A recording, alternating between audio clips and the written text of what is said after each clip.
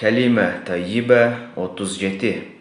Суфьян бин Абдулла ас-Сакафи радиаллаху анхудан риваят.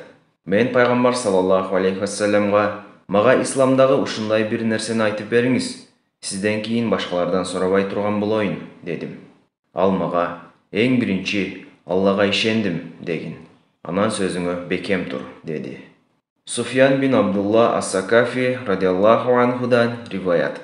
Мен пайғамбар саллаллаху алейхи вассаламға: "Мага исламдағы ушундай бир нерсени айтып бериңиз, сизден кийин башкалардан сурабай турган болоюн", дедим. Ал мага: "Эң биринчи Аллага ишендим" дегин. "Анан сөзүңө бекем тур", деди. Суфьян бин Абдулла ас-Сакафи радиаллаху анхудан риваят.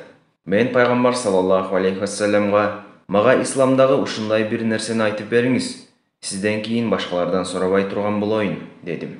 Ал мага: "Эң биринчи Аллага ишендим" дегин. "Анан сөзүңө бекем тур", деди. Муслим. Түшүндүрмөсү.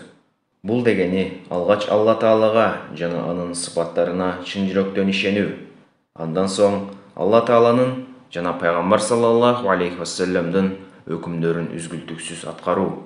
Башкача айтканда, дайым бекем туруу. Музахир Хак.